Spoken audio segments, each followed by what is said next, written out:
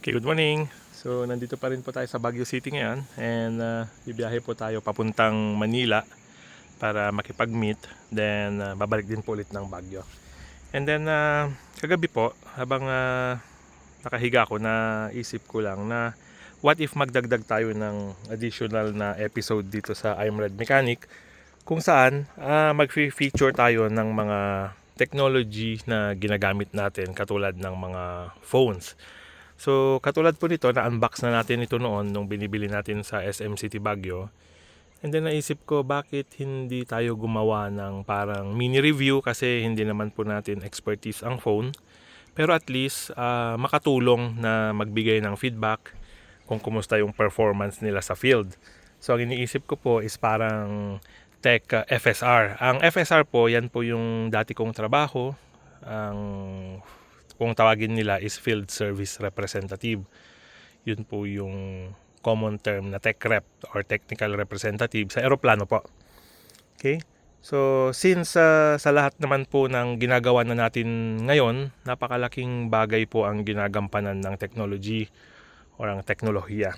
So, ngayon, ang iniisip ko, lahat po ng mga bagong gamit na para sa site, bigyan natin lang siguro, try natin ng 1 month review.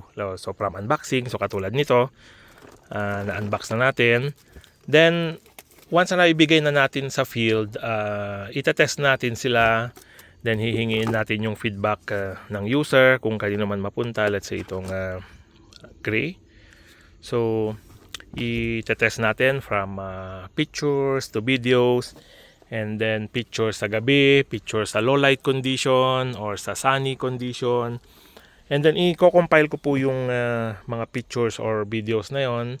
And then ikukan natin, i-upload natin from time to time for 1 month. So let's say Hot 60 Pro Plus. So kukuha tayo ng pictures and videos during sa ganitong maaraw.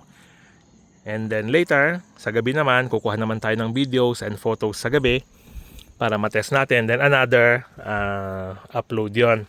And then ang gagawin pa po nating isa, mamaya pag along the way sa Manila, ilalagay natin siya rito sa windshield, parang ginagawa natin sa ating Insta360. And then magra-run tayo ng video siguro ng mga 2 minutes para makita lang natin yung performance niya sa moving vehicle. Then, gagamitan natin ng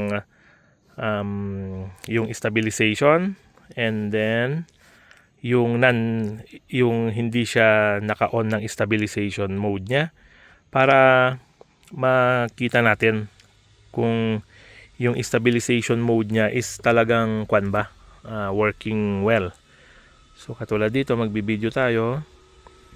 So, may mga normally nakalagay na stabilization na logo rito pero hindi ko siya mahanap. So, hanapin ko na lang mamaya along the way para mabigyan ko na kayo ng update. And then, isa rin sa hihingiin nating feedback sa field kung umiinit ba siya, kumusta yung battery life niya.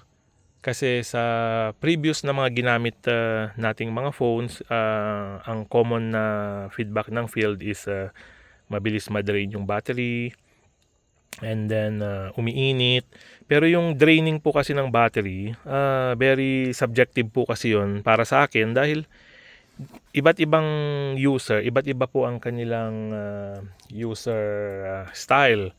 Meron yung gagawin niyang panlaro, meron yung magbababad sa social media, Facebook, YouTube. So, yun po, kailangan makuha lahat yung mga details na yun para mas maging comprehensive yung pagre-review natin sa isang unit. Although, ang nakikita kong mga unit na i-review natin for now is yung mga units na gagamitin natin. So, normally po, Redmi ng Xiaomi and Infinix. Kasi ang Redmi po, medyo matagal-tagal na rin ang kumbaga tiwala natin sa brand na yon. Dahil Singapore time pa, parang Xiaomi Note 2 pa lang, gumagamit na po tayo ng Xiaomi. And very happy po tayo lagi sa performance ng Xiaomi. Kaya lang, that was how many years ago po, nag-evolve, napakabilis mag-evolve ng technology. And so far, ang pinaka-latest ko po na Xiaomi Note is yung galing pa sa Singapore 6 years ago. So, gaano na po kalayo yung technology na in-improve ng 6 years na yon. So far, wala pa po tayong nakukuhang higher model na mas latest ng Xiaomi. Dito naman po sa Infinix, ginamit natin to 2-3 years ago and very happy po tayo sa first gen nila nung nagsisimula pa lang. So ngayon, nung pumunta tayo sa SM Baguio and thank you sa Pines Multi Telecom or Multi Telecom Shop. So very kwan po sila doon, very tawag dito yung customer service nila, very approachable, and then i-explain nila lahat. Nakalimutan ko lang yung pangalan ni ma'am na nag-support. And itatest natin ngayon itong Hot 60 Pro. So siguro, again, as a start, mag-focus lang muna tayo sa Infinix saka Redmi. And then sa high models natin, i-review naman natin itong mga Samsung. Kasi from Apple, nagpalit na po tayo sa Samsung sa isang phone. Kasi dalawang phone po lagi ang hawak natin. Isang Apple and isang Samsung. So, i-explain ko rin po kung bakit kailangan ko ng Apple at a later video kasi meron pong history yan kung bakit kailangan kong mag-maintain ng isang Apple phone. Okay? So, sa ngayon po, ito yung ating i-review, yung Infinix. And then, isang tinitignan ko pong i-review natin pag nagkaroon tayo ng unit is yung Infinix Note Pro Plus 5G. So, tinitignan ko po ngayon, pinapanood ko sa YouTube yung performance niya. And napakaganda po ng kanyang review. So, ngayon, since meron tayong mga bagong i-implement sa mga videos natin na parang for improvement, let's say, nag-excavate yung backhoe natin, maglalagay na tayo ng 3 points ng camera system. Ibig sabihin, may dalawang camera using smartphones sa labas, dalawang sides nung ina-excavate ng backhoe, and then isang nasa harapan ng backhoe, which is yung nakikita kung paano mag-excavate. So, nakafocus naman yon sa bucket ng backhoe. So, again, part ng improvement ng videos natin para sa mas magandang viewer experience, mas maraming data na mailalagay natin habang nagtatrabaho. Kasi sa ngayon po, normally single side lang kasi isang phone lang po ang ginagamit natin. Pero dahil sa magkakaroon na rin tayo ng review ng mga ginagamit nating gadgets, so we might as well maximize yung potential ng mga units na to, and then mas maganda pa po yung magiging outcome natin ng ating video clips, hopefully. So yun po yung part ng isang improvement natin. Okay, so mamaya po i-set up ko ito dito using itong quad natin.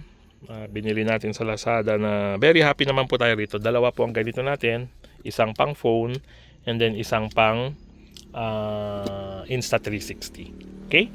So mamaya po pag naka-set up na ipakita ko sa inyo, then i-run natin habang binabaybay po natin ang Marcos Highway. Okay? So yun po muna ang update natin sa ating bagong channel episode na tatawagin natin siguro muna as a start, Tech FSR. So, Technology Field Service Rep. So, parang ako po yung magiging FSR nyo sa pagbibigay ng feedback sa mga ginagamit nating gadgets sa site na nakakatulong po ng malaki para magawa natin yung ating trabaho. Okay? So, yun lang po muna at maraming salamat po.